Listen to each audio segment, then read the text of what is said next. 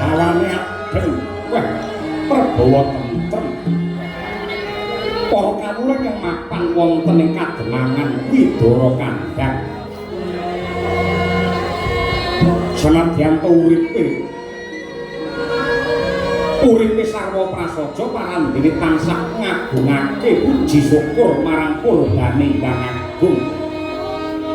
ora neh ora mokal datan amung katentremaning lair nanging tentreming batin ingkang wus kagem datan mokal amung to kahanane ayong lan rahayawit kasembuh pangaribawan iki demang sagopa ing tansah ngrangkul lan nuntun sagunging para kawula